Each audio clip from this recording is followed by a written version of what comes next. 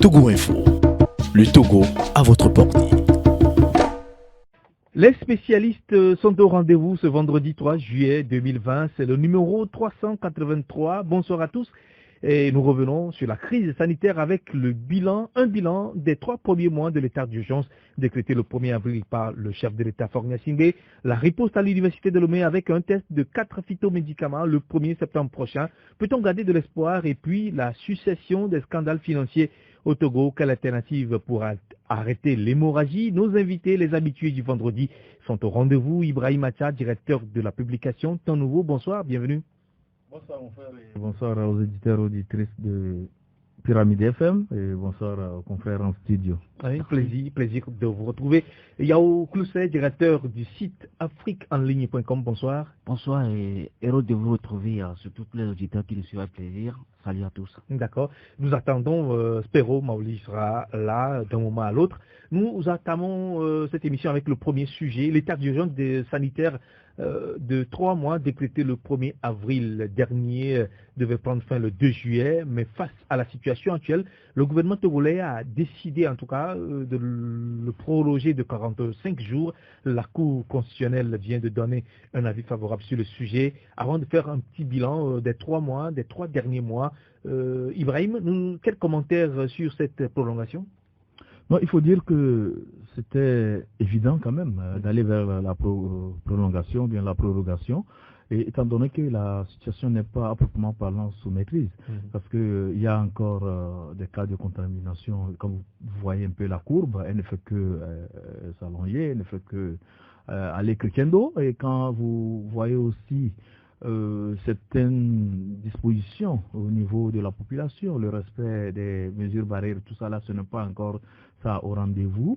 Et surtout avec la reprise aussi des cours, vous avez vu qu'en milieu scolaire, il a été détecté des cas, des personnes ou bien des élèves infectés qui sont revenus des pays voisins. Donc toutes ces situations ne pouvaient pas amener à lever automatiquement l'état d'urgence. Donc il fallait quand même maintenir, être beaucoup plus pragmatique et savoir qu'il y a encore du chemin à faire. Et étant donné que nous n'avons pas, selon les médecins, atteint encore le pic, donc il fallait quand même jouer à la prudence, donc proroger l'état d'urgence et d'observer l'évolution de la situation.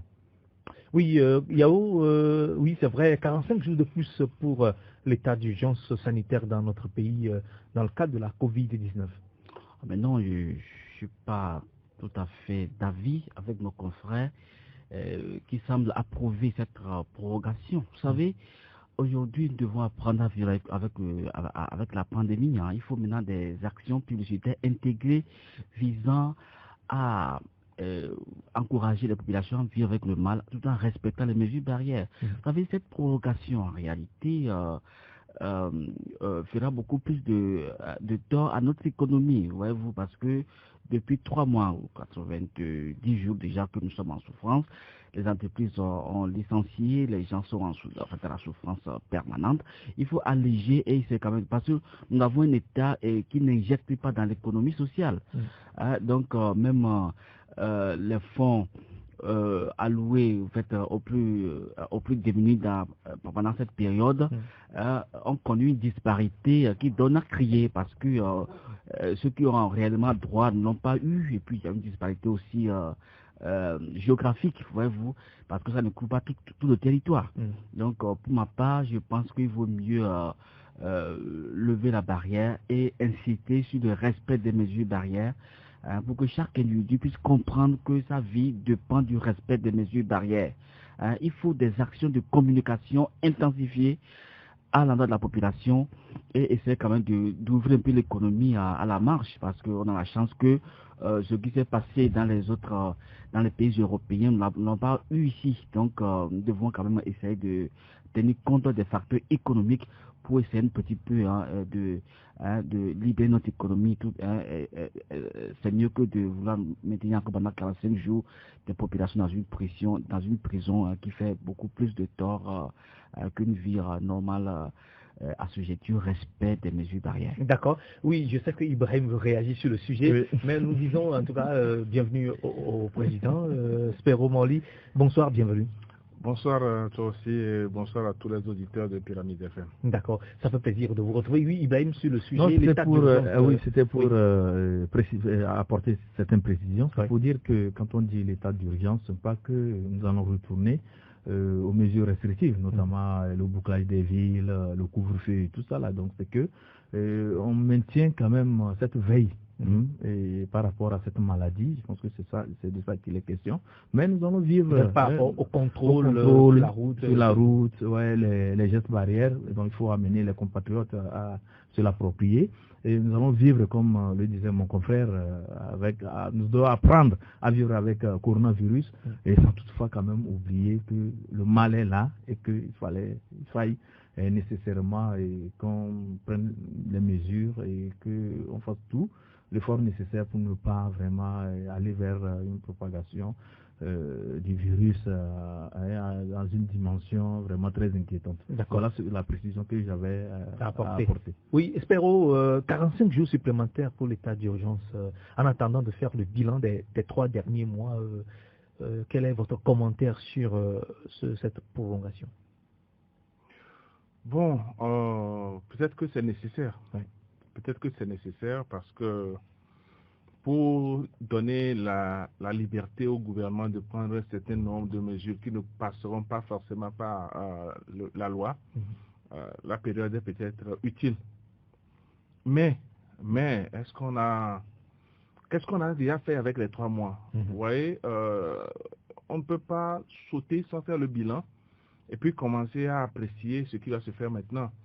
Il aurait fallu que le gouvernement nous explique, voilà où nous sommes, voilà ce que nous avons pu faire, voilà ce que nous allons faire maintenant. Et donc pour cette raison-là, nous pensons qu'il nous faut encore 45 jours. Il s'agit pas, on nous gouverne en fait, mais on ne nous donne pas des ordres inutilement. On est là, on ne comprend rien, et puis comme des gens qui, peut-être, on n'a pas de compréhension des choses, on nous balance et on nous demande de faire. Vous voyez, quand vous prenez par exemple aujourd'hui la lutte contre le coronavirus au Togo, oui. Mais on a l'impression que ça n'existe plus dans les faits.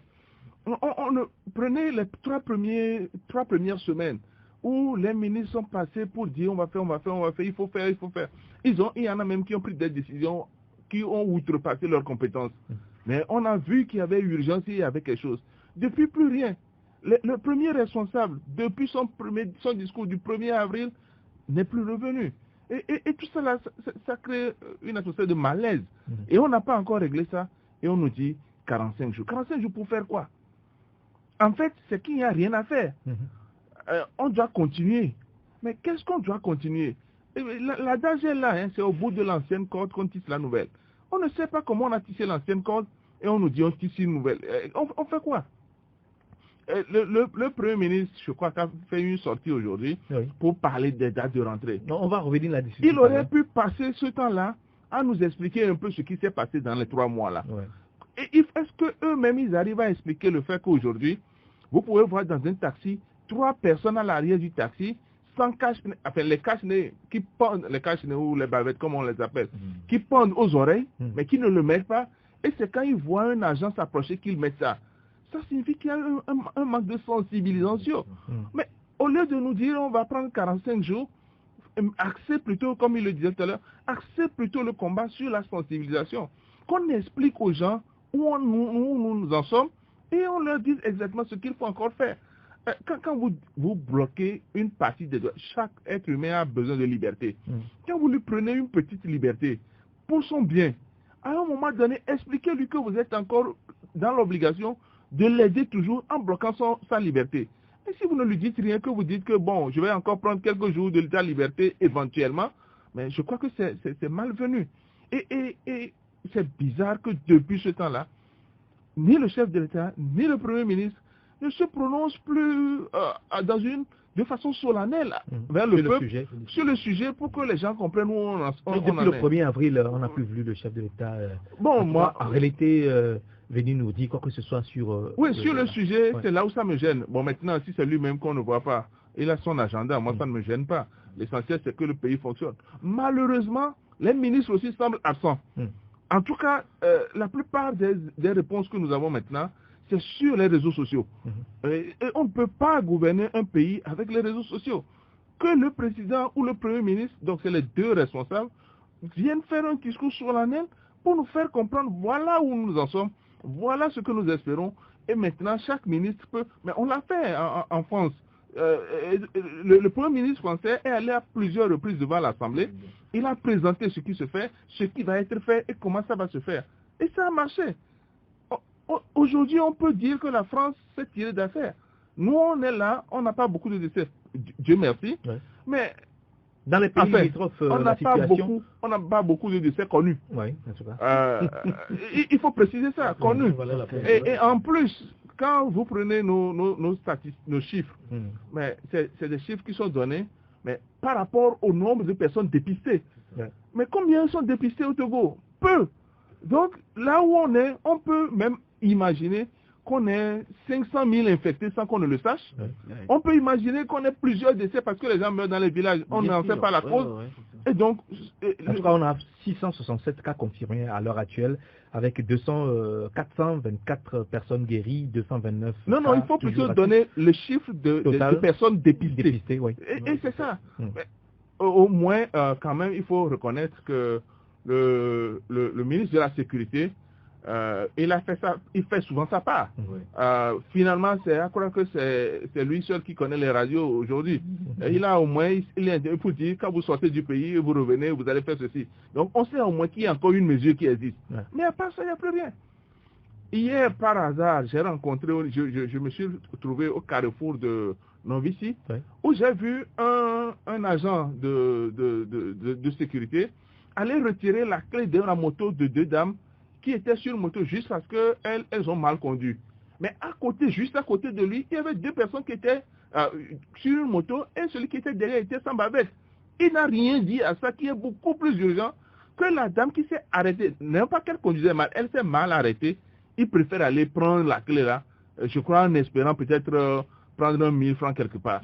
Mais je pense qu'il y a toute une formation sur le sujet. Oui, Ibrahim... Je fasse une petite remarque aussi à propos. J'ai reçu aujourd'hui une alerte depuis le Cameroun. J'ai un ami dans le micro. J'ai un ami qui y réside, c'est un Togolais. Donc il me dit que pour revenir, l'État togolais n'est plus en mesure de prendre en charge la quarantaine et qu'ils vont verser 500 000 francs à l'État pour les 14 jours de en tout cas, une fois que vous êtes rapatrié, normalement l'État prend en charge les frais liés à la quarantaine en réalité. Vous y pensez? Ça devait être le cas dans tous les pays au monde normalement. Je crois que ça a été ici le cas au début. Maintenant on ne fait pas. Et vous avez raison parce que là même quand ça ne doit plus se faire, l'État doit nous expliquer pourquoi nos moyens financiers ne nous permettent plus de faire ça. Parce que vous avez dit vous allez mobiliser 400 milliards pour faire le travail. Où on en est où sur la mobilisation de 400 milliards? Qu'est-ce qu'on a fait de ce qu'on a pu mobiliser? Vous savez ce qu'on a déjà mobilisé en réalité? On ne sait pas. Personne ne le sait. Je dis, qu'est-ce qu'on a pu mobiliser jusqu'à maintenant? Qu'est-ce qu'on a fait de ce qui a été mobilisé? En tout cas, c'est moins de 3 milliards. En tout cas, lors d'une rencontre avec la presse il y a quelques semaines, le ministre Essosolito qui l'a évoqué, c'est moins de 3 milliards en tout cas. Est-ce que c'est lui qui devrait faire ça? Non, des dons. Oui, des dons en tout cas, des dons en nature qui sont arrivés. Mais je me suis renseigné au fait pour les autres États, au fait, ça arrive toujours gratuit. L'État prend en charge. Non, c'est ce qui se fait. Alors pourquoi tout le monde réclame? Peut-être que l'État a besoin. Parce que le monsieur qui est là, il n'a pas les moyens. Maintenant, il craint. Il veut revenir. Il veut revenir, mais il n'a pas les moyens. Voilà. Oui, Ibrahim, sur le sujet, le président Espero a commencé par faire le bilan déjà des 3 derniers mois. Qu'est-ce que vous retenez de ces 3 derniers mois que nous avons passés sous Covid-19 au Togo? Non, il faut dire que les autorités togolaises ont quand même pris la mesure de la chose par rapport à la pandémie. Donc il y a eu des mesures qui ont été édictées. Il y a eu des dispositions qui sont prises, notamment le bouclage des villes, le couvre-feu et tout ça là. Mais sauf que dans la façon de déployer tous ces mécanismes-là, il y a eu beaucoup de cafouillage. Il y a ce que nous appelons toujours le déficit de communication, parce qu'on n'a pas sérieusement communiqué sur les choses. Et la force spéciale anti-Covid, vous avez vu des les débuts, c'était vraiment très difficile avec des allégations de brutalité sur de bastonnade et tout ça là sur les compatriotes. Il y a aussi du côté de l'exécutif le manque de coordination dans la prise de décision pour pouvoir parer à toute éventualité dans le cadre de cette pandémie. Il y a aussi ce que nous pouvons dire à propos de l'arsenal déployé dans le pays, qui a parfois exagération dans les manières de faire par rapport à cette maladie. Donc le bilan aujourd'hui, nous pouvons dire que il y a eu les cas d'urgence et bon, chacun a d'une manière ou d'une autre compris que nous sommes dans un combat contre cette pandémie et chacun à son niveau a pu prendre les dispositions qui s'imposent pour ne pas s'exposer à ce virus. Au même moment, si nous pouvons parler des impacts au point de vue socio-économique, il y a eu un ralentissement des activités et ce que le gouvernement a donné comme allocation financière aux personnes qui sont affectées par, de novicie par ces activités était, à mon point de vue, très dérisoire, parce que si je fais un petit parallèle avec ce qu'on demande aux gens de donner pour les 14 jours, on demande de donner 500 000 francs, pour les 14 jours. Mais pour un mois, on donne 14 000 francs, c'est pas aux gens. Il y a un peu de dédain là-bas, il y a un peu de... Je ne sais pas, si vous comprenez ma préoccupation par rapport à cette comparaison que je viens de faire. Outre cela aussi, vous allez voir que tous ceux qui ont été enrôlés dans ce mécanisme, il y en a qui ont pris seulement une seule fois. Et le reste, ils n'ont plus perçu de transfert monétaire. Donc il y a tout un cafouillage. Voilà, il y a eu beaucoup de cafouillage. Mais 11 milliards dans beaucoup de choses. On parle de 11 milliards pour 2 villes seulement, Lomé et Sokodé. Vous comprenez? Donc si c'était à l'échelle nationale, donc on allait peut-être même parler de 500 milliards, peut-être. Donc il faudrait que, au-delà de ce que les gens ont dit par rapport à ce mécanisme Novici, au-delà du satisfait, il faut aller maintenant vers les comptes. Parce que c'est l'argent public. Il faut dire aux gens combien l'État a dépensé. Est-ce que c'est des prêts que nous avons eu à faire pour pouvoir faire face à ce mécanisme? On doit nous dire ça clairement. Et Suero le disait déjà, il faudrait qu'on fasse le bilan de ce que nous avons appelé le fonds de solidarité, en tout cas décidé par le chef de l'État dans le cadre de la lutte contre la Covid-19. Donc ce fonds de solidarité-là, combien nous avons pu renflouer? Est-ce que l'État a fait des prêts? Surtout que dans le cadre de cette riposte à la maladie, il y a eu beaucoup de choses qui ont été faites, des actions qui ont été menées. Je veux parler de la commande des respirateurs, il y a eu les bavettes, entre-temps on parlait de Jacques Ma qui a aussi envoyé des choses. Donc il faut situer l'opinion par rapport à tout ça là, pour qu'on sache véritablement ce que l'État, ce que ce combat contre le coronavirus a coûté à l'État togolais dans la période des 3 mois de choses. En tout cas, l'État doit faire le point. On doit faire le point. Pour nous situer sur comment les choses ont été gérées. Et après, maintenant, les 45 jours qui vont venir, on saura. On pourra tirer les enseignements des ratés des 3 mois passés pour pouvoir peut-être améliorer et voir dans quelle mesure on peut perfectionner les choses et aller vers un combat beaucoup plus rationnel, beaucoup plus discipliné, bien structuré. D'accord. Yao, nous allons prendre votre bilan des 3 derniers mois là rapidement sur la COVID-19. Oui, c'est un bilan un peu mitigé parce que quand on prend étape par étape les actions engagées, elles n'ont pas produit de bons résultats. L'action Novici qui a plutôt contribué à créer une disparité sociale entre les populations du pays. Et les conséquences, c'est que nous devons maintenant demander à chaque municipalité de recenser ses habitants pour que demain, l'on puisse avoir quand même un fichier pour que chaque Togolais... Commune par commune, tout à fait, voilà. Donc, et aussi, il faut, s'il veut être beaucoup plus court, il faut maintenant faire référence à notre loi fondamentale. Parce que aujourd'hui, en France déjà, le confinement existe dans la Constitution française. Donc, dès lors que la pandémie est arrivée, il fallait juste appliquer les règles. Maintenant, il faut qu'on conserve maintenant à notre Constitution, c'est-à-dire faire en fait jurisprudence. Déjà, donc, faire tout pour que nous ayons un État vraiment correct. Et donc, faire de cette expérience un point pour pouvoir améliorer notre constitution et aujourd'hui remettre le Togo en ligne pour nos enfants ou bien pour la génération à venir. Nous sommes vraiment surpris donc par cette pandémie. On en fait tout dans le cafouillet total, parce que rien n'a pratiquement marché correctement, parce que le couvre-feu a entraîné déjà des morts, etc. On a vu non-vici et disparités par-ci par-là. Certaines commandes doivent ont été détournées, donc c'est toujours l'État vraiment, je sais pas, un État vraiment mal gouverné, mal contrôlé, donc rien n'est correct pour moi. Voilà. Oui, Spéro, en attendant peut-être ce bilan du gouvernement ou bien du chef de l'État, est-ce que les députés peuvent interpeller dans ces circonstances-là? Ouais, moi, je suis toujours étonné par le fonctionnement du Togo. C'est comme si on est dans un pays où le pouvoir a son agenda à part et l'opposition a son agenda à part, la population a son agenda à part. Donc tout le monde évolue quelque part. Vous voyez, on a commencé l'histoire de la lutte, de la riposte, comme on a voulu l'appeler pompeusement, le 1er avril avec le discours. Déjà même le lendemain du discours, il y a disparité dans les choses. Le chef de l'État qui annonce 19h, un ministre qui annonce 20h, etc. Déjà dès la base, on sent qu'il y a un affolement, un cafouillage. Est-ce que quand même vous n'avez pas compris à l'époque qu'il fallait prendre des décisions et dans la foulée, on pouvait se louper aussi? On ne peut pas se louper parce que si eux, les dirigeants se loupent, qu'est-ce que nous on fera en tant que population? C'est vrai que l'erreur est humaine, c'est vrai.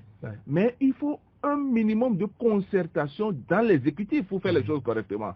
On ne prend pas les décisions par plaisir de prendre les décisions. Vous voyez, quand ils prennent 45 jours là, je comprends que le travail peut nécessiter ça. Mais expliquez-nous, justifiez ce que vous faites. Si vous dites simplement et qu'on voit encore des erreurs, c'est que vous avez pris des décisions au pur hasard. Vous voyez, par exemple, aujourd'hui, on est là. On a fait un mois. On n'a pas eu de bilan. L'Assemblée a dit, on est à la pause. Donc, on ne peut pas. 2 mois. Et lorsque l'Assemblée se réunit la première fois, moi j'ai entendu, ils ont sorti un test ils ont voté une loi sur le truc nucléaire. Est-ce que c'est de ça que nous avons aujourd'hui besoin? On aurait pu même créer dans cet agenda-là l'espace pour demander au ministre de venir nous dire quel est le point. Parce que l'Assemblée a le pouvoir de faire le contrôle de l'action gouvernementale. Venez nous faire le point. Qu'est-ce que vous êtes en train de faire concrètement? Parce que les gens qui sont les députés, ils sont des élus du peuple. Et ils sont beaucoup plus à même d'aller expliquer à la population ce qui a été dit. Rien. Ils ne disent rien. Il y a des sorties individuelles parfois. Des députés. Oui, notamment, il y a Jerry Tama, il y a l'autre Kabara, qui font des sorties. C'est vrai. Mais ce n'est pas au nom de l'Assemblée. C'est à leur nom, à leur titre de parlementaire. On aurait aimé que les parlementaires, le corps des parlementaires puisse aussi réagir. Il y a une commission santé au niveau de l'Assemblée. Mais il y a plein de... Vous voyez, quand, par exemple, il s'est agi de voir pour les écoles, j'ai vu Kabara sortir. Et ça, c'est tout à fait normal. Mais aujourd'hui, moi, je ne veux pas faire un bilan parce que, quelles que soient les mesures qui ont été prises, on a vu que ça n'a pas abouti véritablement. Les gens n'ont pas pu conduire ça correctement jusqu'à la terme. Par incompétence peut-être, par cafouillage peut-être, mais en tout cas, le résultat est là. Vous prenez, on a dit, parce que l'Europe peut-être l'a fait, on a dit le supérieur ne fait pas sa rentrée. Et donc, nous aussi, on dit le supérieur ne fait pas, le supérieur continue en ligne. Mais vous avez dit dans le même pays que les gens qui doivent aller à des examens nationaux n'ont qu'à aller aux examens nationaux. Le BTS ne fait-il pas partie des examens nationaux? Et pourtant, on n'a rien dit. Et je vois aujourd'hui le calendrier, on met dedans le BTS. Et les étudiants vont faire comment? Ça veut dire qu'ils sont obligés de suivre les cours en ligne. Est-ce que ça ne pose pas un autre problème? Est-ce que tous les étudiants du Togo ont le téléphone Android pour pouvoir suivre ça? Mais voilà autant de problèmes. Et n'oubliez pas que la connexion, qui n'est pas la meilleure, et maintenant pour couronner le tout, les parents, ils vivent de quoi pour demander aux étudiants d'aller faire, pour la petite histoire, les enseignants du supérieur privé, qui sont payés par eux, parce que dans ce groupe-là, il y a beaucoup plus d'agents vacataires, en tout cas non permanents, que d'agents permanents. Et donc, ils sont payés par heure. Ne faisant plus court, ils n'ont plus rien. Et quand on a demandé, un ministre a dit qu'ils ne vont pas permettre aux chefs d'établissement de devenir riches. Est-ce que c'est une histoire de devenir riche dans cette histoire? Il y a des gens qui sont en train de souffrir véritablement. Vous verrez, je ne veux pas être oiseau de mauvaise augure, mais si les choses ne changent pas rapidement, vous verrez que dans quelques mois, il y aura beaucoup d'hypertension artérielle et les gens vont avoir encore beaucoup d'hémiplégie. Je ne sais pas si à une époque donnée, vous n'avez pas vu quand vous sortez à Lomé, c'est des jeunes qui traînent un côté. Parce que les gens sont surmenés. Aujourd'hui, on a appris que 2 qui se sont déjà tués. Si c'est vrai qu'ils se sont tués, ça doit être quoi? C'est des problèmes comme ça. Donc, il faudrait que nos gouvernants sachent qu'ils sont en train de diriger toute une population dont la vie dépend d'eux. Et donc, ils ne peuvent pas s'amuser à faire les choses au hasard. Vous avez tout à l'heure évoqué le cas de l'école dans la foulée des 45 jours supplémentaires. Le Premier ministre a annoncé, en tout cas, les dates des examens 3 semaines après la reprise des cours. Les examens vont débuter à partir du 14 juillet. Est-ce qu'il fallait maintenant annoncer ou bien peut-être trouver des solutions aux enseignants? On a commencé par, en tout cas, on n'a pas encore vérifié l'effectivité, on n'a pas encore eu les enseignants volontaires, on a eu l'information qu'ils ont commencé par recevoir quelques frais de novicie aussi, mais est-ce qu'il ne faudrait-il pas pour le moment trouver des solutions aux enseignants d'abord avant d'annoncer ces dates? C'est ce que je disais tout à l'heure, c'est tout un cafouillage. Et d'ailleurs, est-ce que c'est le Premier ministre que moi j'attendais à ce niveau-là pour donner ces informations-là? Moi, je ne m'attendais pas au Premier ministre pour ça. J'attends de lui beaucoup plus urgent que ça. C'est-à-dire d'embrasser toute la situation et de nous faire un bilan. C'est pas venir nous dire que les étudiants, les élèves vont aller à l'examen, qui est le problème. Ils vont à l'examen avec quelle formation? Est-ce qu'on a revu tout ça là? Est-ce qu'on a su, si les semaines qu'on a données, est-ce qu'on a su que ça peut suffire ou pas? Ou on les comprime juste pour qu'ils aient l'examen, quitte à réussir en masse avec un niveau faible, ou alors ne pas réussir du tout. Que des gens qui ne sont pas dans les salles d'examen, qu'est-ce qu'on en dit? On en dit il y a un problème réel. Vous voyez? Et donc c'est pour ça que moi je pense que franchement, ou bien le gouvernement a fait volontairement rétention d'informations, ou alors ce gouvernement-là. Prenez le gars qui est devenu Premier ministre en France aujourd'hui. Mais c'est lui qui a piloté le déconfinement. Donc ça veut dire que à un moment donné, il y a des gens qui sont responsabilisés et qui font des choses et qui rendent compte. Et si on est là, on ne sait même pas qui. C'est vrai qu'on a on connaît le comité qui est en train de piloter la lutte. Mais ce comité-là... Est-ce qu'il y aura le futur Premier ministre dedans? On ne sait jamais. Oui, mais est-ce que ce comité-là est habilité à donner des chiffres en termes de ce qu'on a dépensé, ce qu'on n'a pas dépensé? Est-ce que ce comité-là est à même de parler des besoins en termes de financement? Non. Donc, il faut que le président de la République et le Premier ministre interviennent. Il faut que les ministres jouent leur rôle et que la population soit informée. Ibrahim, les dates sont connues. CEPD du 4 au 6 août, probatoire 18 au 21 août, bac 2 du 14 au 18 septembre, BPC entre-temps 1er au 5 septembre, CAP 14-24 juillet. Les dates sont connues et annoncées par le Premier ministre commissaire Lambrassou ce matin.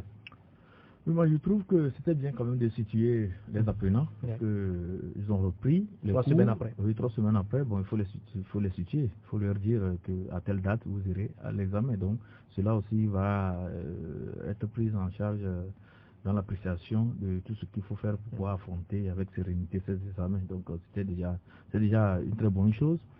L'autre aspect de savoir comment seront organisés ces examens, puisqu'on parle de distanciation sociale, ils y sont déjà dans les salles de classe bien séparées. Donc, oui, mais à l'examen, à l'examen, comment ça se fera? Parce qu'il y a des centres que je connais qui n'ont pas assez de bâtiments. Et comment ça se fera? Déjà 2 par banc, ça pose problème. Et donc, je me demande. Non, je crois qu'ils ne vont pas utiliser. Ils vont multiplier les salles, les centres d'examen. Peut-être constituer avec les écoles privées sans doute. Pourquoi pas? Oui, mais ça c'est pour le cas des choses. C'est pour le cas de Lomé où il y a des écoles privées, il y a des structures Mais à l'intérieur du pays, vous êtes préoccupé par l'intérieur du pays. Je suis préoccupé par l'intérieur du pays. Déjà, même avec les mesures de distanciation sociale, avec la reprise des cours, vous avez vu que il y a dans certains établissements, les apprenants ont abandonné les classes. Parce que la classe était très exiguë, donc il faut être à l'air libre pour pouvoir étaler les bancs. Et quand il pleut, il n'y a plus cours. Quand il y a le soleil aussi qui est très ardent, il n'y a plus cours, vous comprenez. Et donc, il y a tout ce problème-là. Je pense qu'on doit faire une appréciation objective de la situation avant de voir dans quelle mesure vraiment on peut dérouler tous les calendriers des examens. D'accord, oui, c'est le sujet. Oui, mais je pense que le Premier ministre a toutes les raisons quand même de situer les apprenants sur les candidats, les futurs candidats doivent avoir déjà les dates pour pouvoir se préparer mieux. Tout à fait. Et puis, en fait, nous l'acceptons tel que annoncé. Il n'y aura pas les épreuves sportives à ce que je sache. Donc, je pense que tout se fait dans le cafouillage total. Rien n'est correct. C'est-à-dire que, vous voyez déjà, les jeunes n'ont pas une bonne formation, tout à fait. Il faut juste éviter l'année blanche en essayant d'organiser un truc comme ça. Et il revient maintenant à chaque candidat de faire des efforts, d'étudier à la maison, de prendre les cahiers des anciens pour apprendre, etc. Ne pas aussi attendre forcément les cours en ligne, parce que comme l'a dit déjà Spero, beaucoup n'ont pas la télé dans leur pièce, ni les sous pour payer la connexion tout le temps pour suivre le cours, etc. Donc il faut que chaque candidat essaye à sa façon d'apprendre, d'acheter donc les épreuves, les anciennes épreuves, les traités, enfin travail vraiment coriace. Est-ce que vous pensez que ces élèves-là, ou bien les candidats seront évalués sur la base de ce qui n'a pas été fait, ce qui n'a pas été fait, ou bien les cours seront consolidés en fonction de ce qui va se passer? Qu'est-ce que vous y pensez? En fait, je pense qu'il revient en fait à l'État, au ministère en charge de pouvoir, parce qu'aujourd'hui il y a une disparité au niveau des cours. Les niveaux ne sont pas les mêmes. Tenez-vous bien, voyez-vous. À l'intérieur du pays, comme à Lomé, les cours ne sont pas au même niveau. Mais c'est les mêmes cours. C'est les mêmes cours, mais les programmes n'ont pas été dispensés tels que prévus en temps normal, avec la pandémie, avec l'arrêt des cours. Vous voyez, il y a beaucoup de cafouillage. Aujourd'hui, il est que de faire une mise à niveau nationale. D'une certaine façon, tout ne sera pas clair quand même, mais juste l'État doit comprendre que, en fait, il faut quand même des épreuves beaucoup plus adoucies pour quand même permettre un petit peu. Mais que voulez-vous? Nous n'allons pas perdre une année à nos enfants. Oui, mais est-ce qu'on va sacrifier aussi le niveau des enfants? C'est pourquoi je dois chaque élève maintenant de faire sa part, de prendre les anciens cahiers, d'étudier, etc., de ne pas rester les bras croisés. Parce que celui qui veut vivre ici doit apprendre. Et quand on veut apprendre, on va à l'information. Voyez-vous, donc chaque apprenant d'aujourd'hui, si je suis en classe de terre, il faut que je m'approche d'un ancien pour prendre ces cahiers, étudier dedans, ne pas forcément attendre les cours qui seront donnés. Là, il y aura il faut devancer les choses. Il faut devancer les choses, tout à fait. Donc, chaque apprenant doit pouvoir comprendre que ça aussi ne dépendra que de lui et non de l'État. D'accord. Oui, et Spero, nous allons prendre votre expertise sur ce sujet. Comment est-ce qu'on va évaluer ces futurs candidats aux examens?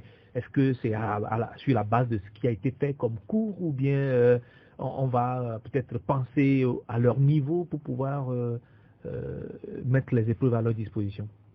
Je crois que la première chose, c'est qu'on enlève de la tête des candidats, qu'on puisse leur offrir un sujet qui va être à leur niveau. Non, il faut éviter ça. De toute façon, ils n'ont pas les mêmes niveaux, donc ça va être difficile. Les cours ont été arrêtés le 20 mars. Si les choses s'étaient déroulées normalement, on aurait pu être peut-être à 2 semaines ou 3 semaines de la fin de l'année. Et donc, normalement, le temps qu'on leur a donné pour être à jour là permet en principe de boucler. Mais sauf on ne tient pas compte d'un facteur. C'est qu'un temps, il y avait eu l'élection présidentielle. Et que à l'intérieur, les cours ont été perturbés avec des inspecteurs qui se sont amusés même à bloquer des cours pour que les élèves aillent faire les soutiens politiques. Et donc, ce qui a fait qu'à l'intérieur du pays, beaucoup n'ont pas avancé. Mais à Lomé, il n'y a pas vraiment de problème parce que les gens avaient fait cours. Et donc, les gens, surtout il y a des écoles privées, du lycée, qui ont vraiment maximisé. Et dont les élèves ne devraient pas se plaindre en principe. Donc, le temps qu'on a donné là, si un étudiant, si un élève se met véritablement au travail, quel que soit, vous savez, normalement, quand on demande à un enseignant de composer un sujet pour l'examen, il compose pour l'étudiant, le candidat moyen.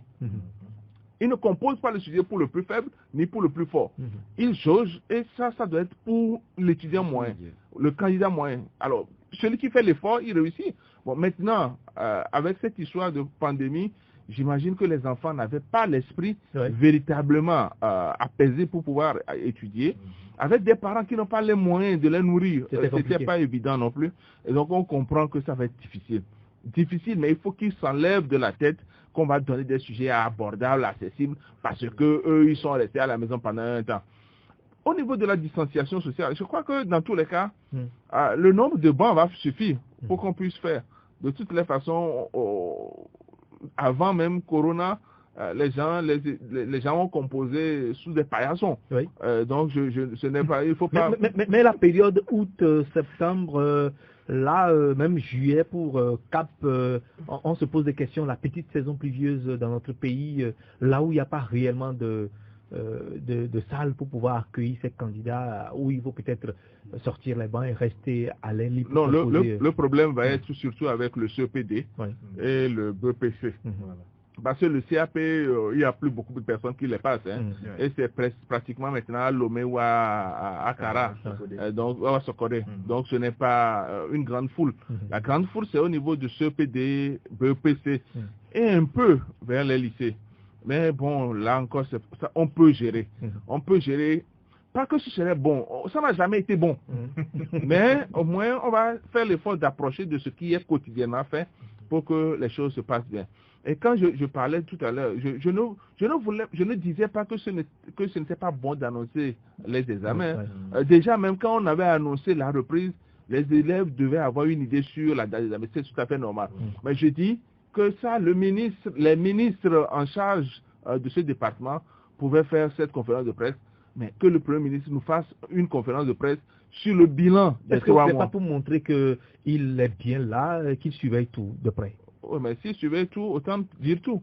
Ce n'est pas se cantonner sur un département. C'est bon, hein, je ne dis pas que c'est une mauvaise chose en soi, mais je dis, on l'attend ailleurs aussi. Et s'il a pu faire ça pour l'enseignement, il n'a qu'à faire ça aussi pour l'économie, pour les autres. Donc faire un bilan complet. C'est bon de montrer que le Premier ministre, le chef du gouvernement, tient à cœur la destinée des apprenants. C'est très bon. L'image est bien. Et d'ailleurs, je crois qu'il a fait son truc avec Babette, tout ça là. L'image est bonne, c'est très bien. L'image est bonne. Mais seulement, on attend mieux que ça. On veut savoir, ce que vous avez pu trouver. Qu'est-ce que vous en avez fait? Où est-ce qu'on en est sur la lutte?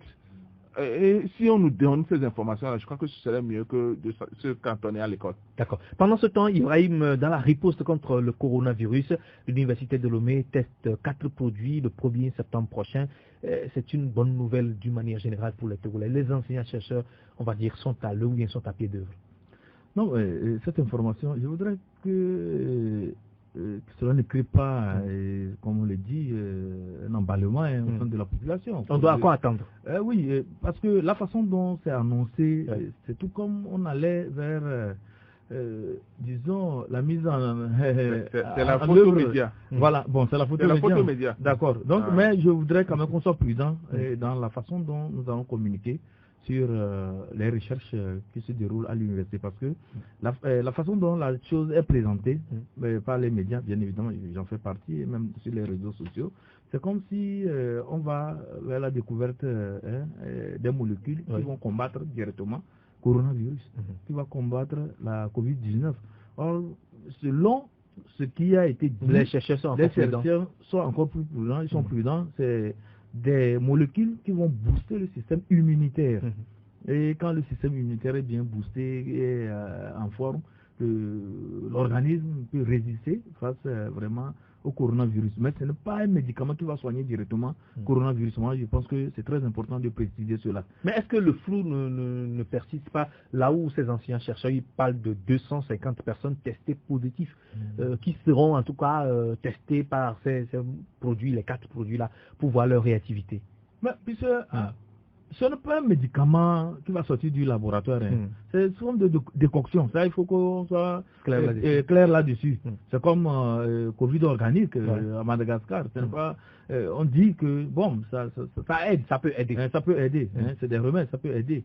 Mais je ne vois pas les produits qui vont sortir d'ici en tant que molécules pour pouvoir combattre ou bien mettre fin. Voilà, et homologué par l'OMS et tout ça là. C'est tout un long processus quand on parle de médicaments. Bon, mais c'est très bien parce que nos chercheurs aussi se sont mis dans la danse, se sont dit que non, il faudrait quand même proposer quelque chose et en tenant compte en tout cas de tout ce que nous avons comme ressources endogènes. Ça, c'est déjà très bien parce qu'entre-temps, ils avaient sorti même une liste des fruits, notamment des légumes et tout ça là qu'il faut consommer pour pouvoir maintenir son système immunitaire au point et pouvoir faire face véritablement à cette pandémie. Donc, ce n'est pas un médicament qu'on veut nous sortir. Et puis, il parle de tests de toxicologie, ça c'est normal, même pour les décoctions, les produits contre le paludisme, tout ça, là, quand vous prenez les herbes ou bien les plantes et tout ça, là, et que vous préparez, vous sortez l'infusion, il faut faire attention parce qu'il peut arriver qu'il y ait quand même des substances nuisibles dedans. Donc, quand on fait le test de toxicologie et qu'on arrive à s'assurer que cela n'est pas toxique à l'organisme et que on arrive aussi à préciser la posologie, c'est ça aussi qui est très important. Oui. Je pense que c'est ce travail-là qui va être fait autour des 250 personnes positives. Des 250 personnes positives pour s'assurer que ce qu'on nous propose là, c'est du bon. Je pense que c'est ça. Mais ne nous emballons pas pour dire que c'est un médicament contre Covid-19 que l'université de Lomé veut sortir. Il faut quand même féliciter ces anciens chercheurs. Oui, on est enseignant-chercheur pour rien. Donc, si aujourd'hui ils se mettent ensemble pour pouvoir quand même tester quelques paramètres, ils sont tous à féliciter. Ils doivent aller plus loin encore au point de nous trouver le remède pratiquement. Donc, je pense qu'aujourd'hui nous devons soutenir donc, nos enseignants-chercheurs pour qu'ils puissent aller plus loin que ce qu'ils nous proposent comme des actions pour contrer de façon immunitaire, comme le signale déjà mon confrère, et aller plus loin encore pour nous trouver peut-être le remède qu'on dit que le Togo aussi a fait sa part. Vous savez que c'est beaucoup de scientifiques se mêlent donc à la danse de par le monde. Et jusqu'à ce jour, le seul remède, ce sont les mesures barrières que nous avons. Voyez-vous, donc, si aujourd'hui il faut expérimenter un vaccin ou bien une autre entité susceptible de pouvoir quand même arrêter la propagation du virus dans le corps de l'homme, etc. Nous attendons de voir.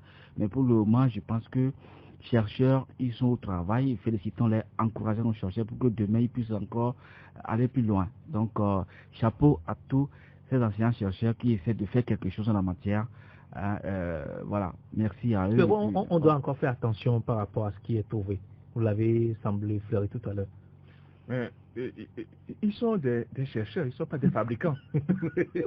C'est-à-dire que c'est ça la réalité. Eux aussi sont en train de chercher. Et ils n'étaient pas en train de réfléchir sur la chose avant que ça n'arrive. Et donc, s'ils sont en train de nous proposer quelque chose maintenant, mais je crois que c'est des gens-là, voilà, c'est des gens-là dont on a besoin dans un pays. C'est pas des gens qui bouffent nos choux inutilement. C'est des gens dont on a vraiment besoin. Ça, c'est bien. Maintenant, attention, comme le disait Ibrahim, je crois qu'ils ont fait le test de toxicologie. Maintenant, c'est bon. Et ils disent qu'ils vont, jusqu'au 1er septembre, se préparer, corriger les choses, voir la posologie, pour commencer les tests sur les gens à partir du début septembre. Et il faut que les tests cliniques marchent pour qu'au 1er janvier, on ait quelque chose qui puisse faire face à l'immunité pour pouvoir corriger Corona. Mais j'ai été étonné que sur les réseaux sociaux, des gens ont déjà affirmé que les chercheurs de l'université de Lomé ont trouvé des médicaments pour. Alors, à ce rythme-là, si les gens qui sont capables de comprendre les choses et de mettre sur les réseaux induisent les gens en erreur, Vous imaginez le pauvre qui est dans une ferme qui ne comprend pas. Et donc le gars va se dire, ah, dans ce cas, pourquoi je vais me mettre ce truc qui asphyxie? Et donc les gens vont encore relâcher les gestes barrières. Et c'est ce qui est encore dangereux. Même en Europe, où on est en train de Sanofi et tout ça, sont en train déjà de trouver des vaccins, on dit, continuez toujours les gestes barrières. Vous ouvrez France 24 aujourd'hui, dans un coin, il y a toujours un message qui vous fait dire, attention. Et c'est ça qu'il faut dire aux gens. L'université de Lomé, je les félicite vraiment. Ils sont en train de faire du bon travail. Ce qu'ils ont déjà fait, même s'ils n'ont rien trouvé, il faut les féliciter parce que c'est cherché. C'est pas que ils sont allés autour. C'est pas des fabricants. C'est pas que c'est quelque part ils sont allés prendre. Ils sont en train de chercher par rapport à leur connaissance. Et donc il faut les féliciter. Et que l'OMS soit d'accord ou pas, moi ça m'intéresse pas. Parce que le processus... c'est l'autre débat. Hein, parce que le processus pour que l'OMS entérine, en sachant que les intérêts des grands laboratoires sont en jeu, et que c'est un domaine meurtrier, où les gens tuent même. Jusque ce temps-là, ça va être long, et ce n'est même pas sûr qu'ils vont l'accepter. Ils vont à la rigueur même dénigrer en disant qu'il y a déjà des vaccins. Ces vaccins-là, ça va coûter. On ne sait pas ce qu'il y a dans la boîte. Je préfère qu'on fasse confiance à ce que nos universités auront produit pour peu que ça marche. Et donc, ils nous ont donné des temps raisonnables. Ils ont dit 1er janvier. Oui, ils sont allés étape par étape. Ils ont expliqué. Les gens n'ont peut-être pas compris, c'est différent. Donc, je crois que, là au moins, sur ce plan-là, l'université de Lomé est à féliciter et de Cara. Sont à féliciter. Les deux sont à féliciter. Le ministère de l'enseignement supérieur est à féliciter. Même si c'est pas eux. En tout cas, tout le monde est à féliciter. Ce serait vraiment plaisant. Mais ce qu'il faut oublier, ils n'ont pas rejeté azothromycine. Tout est là. Hein. Tout est là et ils font à côté. Et donc, je crois que c'est assez prudent, assez diligent et il faut vraiment les féliciter. D'accord. Nous allons finir notre rendez-vous de cet après-midi avec ce dernier sujet, la succession des scandales financiers au Togo. Il faut trouver une alternative, il faut arrêter l'hémorragie, Ibrahim. Non, mais vraiment, ça devient très récurrent, ces scandales financiers. Et le silence, vous comprenez que ça ne fait que profiter à l'impunité. Quand on ne sent pas les autorités vraiment prendre à bras le corps toutes les révélations que la presse continue de faire par rapport à ces crimes financiers et tout ce que nous savons par rapport au détournement des deniers publics et que l'autorité semble verser dans l'inaction, ça heurte les susceptibilités. On se demande, mais est-ce que le discours qu'on tient par rapport à la lutte contre la corruption, la lutte pour l'assainissement des finances publiques et tout ça là, est-ce que c'est sincère à leur niveau? Donc voilà les questionnements légitimes qui poussent au sein de la population. Et donc il va falloir que les autorités togolaises prennent la mesure de la chose et qu'au niveau du gouvernement, qu'on instruise déjà le garde des Sceaux qui donne des instructions à... sans doute que c'est déjà fait, même si on l'a pas. Non, il faut communiquer. Ce n'est pas fait. Les suspicions, les rumeurs et tout on ça. On a eu des articles des confrères qui ont signifié que le chef d'État s'est énervé sur, ce coup des... Il s'est énervé la suite. Il n'y a pas eu d'effet. Si c'était véritablement énervé et que les gens avaient peur vraiment du chef de l'État, ils devaient à leur niveau, prendre des dispositions. Je veux parler de la APLUSA, qui devait commencer par fouiner. Je veux parler de l'inspection générale de l'État, qui devait commencer aussi par faire un travail. La Cour des comptes qui devait être dans la danse. La justice qui devait aussi être dans la danse.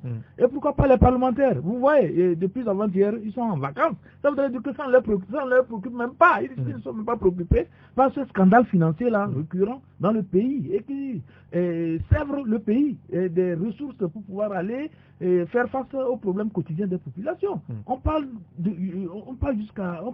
500 milliards.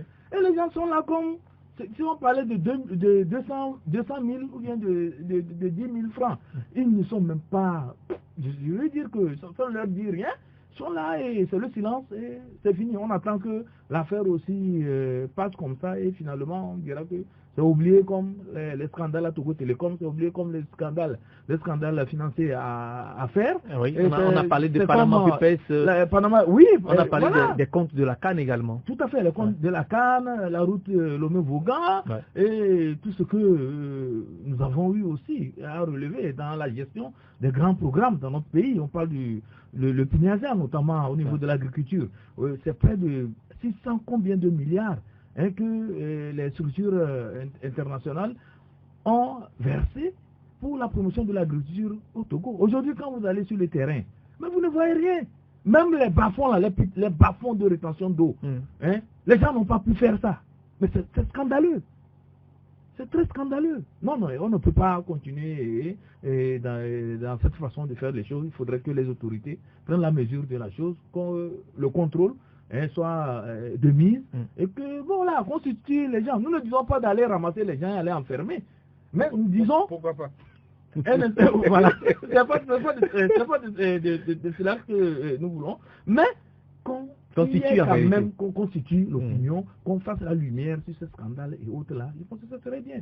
Au lieu d'intimider les journalistes qui sortent les dossiers, et on trouve des passerelles pour les intimider, pour leur faire peur, pour dire qui t'a dit de dire ça, est-ce que ça te concerne et tout ça. Je pense que vraiment il faut arrêter ça. Il faut arrêter ça. Que les gens ne prennent pas ce pays-là comme si c'était un bien privé qui peuvent gérer à leur manière, et que les autres, quand ils demandent des comptes, c'est par pitié ou bien c'est par, je ne sais pas, ils sont gentils, c'est pourquoi ils arrivent peut-être à laisser quelques bribes d'informations sur la gestion du pays. Ça ne se fait pas comme ça. Le Togo appartient à nous tous, donc certains ne prennent pas ce pays comme si c'était une propriété privée, et ils peuvent se permettre de narguer leurs compatriotes. Mais vraiment ça ne va pas. Je pense qu'il faut revoir les choses. Et le chef de l'État qui s'est énervé, je voudrais bien que son énervement ait des effets et qu'on situe les responsabilités par rapport à tout ce scandale financier.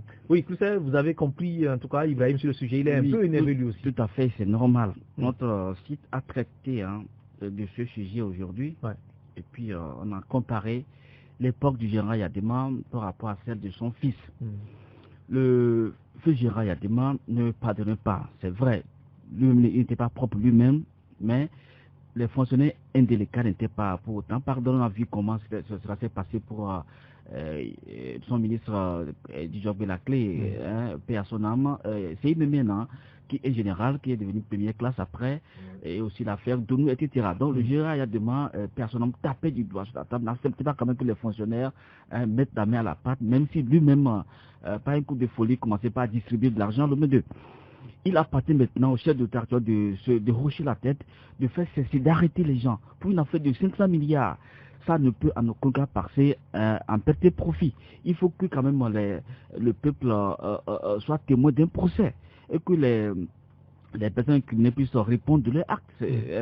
Ça va dans l'ordre normal des choses. Mais si le chef de l'État se mue et que l'a fait la passe, je pense que c'est un pays en ruine. Très bien, il laisse un pays en ruine, un pays vraiment à une économie tout à fait déstabilisée, etc. Donc il a intérêt à sauver l'économie du pays en essayant d'instruire, comme l'a déjà dit même mon confrère, instruire un magistrat pour que l'on puisse enquêter et claire opinion sur le jeu des 500 milliards. Il y a aussi l'autre là des masques aussi qu'on a détournés. C'est-à-dire tous les secteurs sont minés. C'est une succession de détournements de scandales financiers partout, dans tous les secteurs, transport, économie, santé, un peu partout. On a vu, Susanna Ho qui a aussi empoché des milliards et tout ça. Personne n'est en prison. On ne peut pas construire un État de cette façon. Dans l'impunité. Dans l'impunité, ce n'est pas possible. Spero, l'impunité, apparemment, c'est assis au Togo. On va le dire, les scandales se sont succédés. Et finalement, on ne comprend pas. Si on prenait peut-être des 500 milliards, si ça s'avérait qu'on a détourné 500 milliards, si on prenait peut-être 10 millions, on pouvait aider des jeunes entrepreneurs. Ça m'a fait sourire quand tu as parlé de succession de scandales. Ce n'est que le scandale, le pays. Non, en fait, le problème, c'est parce qu'aujourd'hui, les informations commencent pas à sortir. Si on ne faisait que voler, on vole depuis, on vole aujourd'hui. Si on ne fait rien, on volera demain.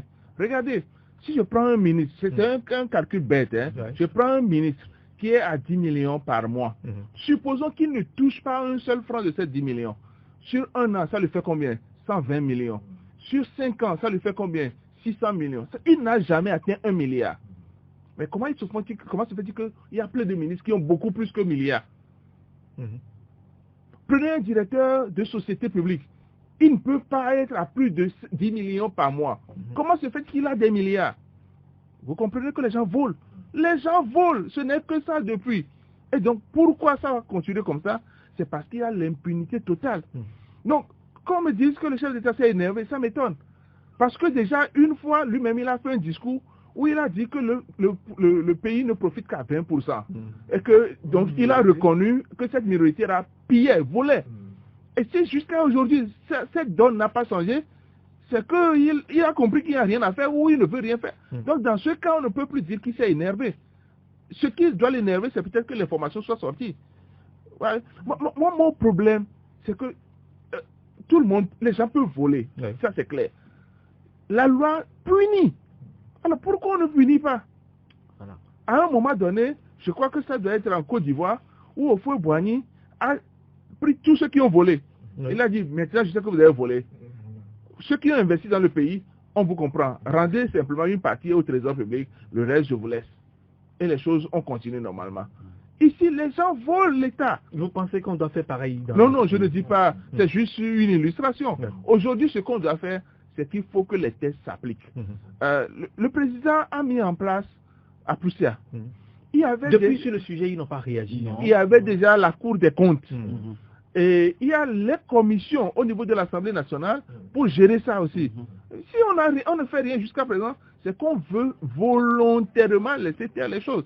Donc ce n'est pas la peine de dire qu'on s'est énervé, non. D'ailleurs, ce n'est pas lui qui a dit. Les gens ont dit qu'il s'est énervé. Encore faudrait-il que les gens l'ont vu vraiment s'énerver.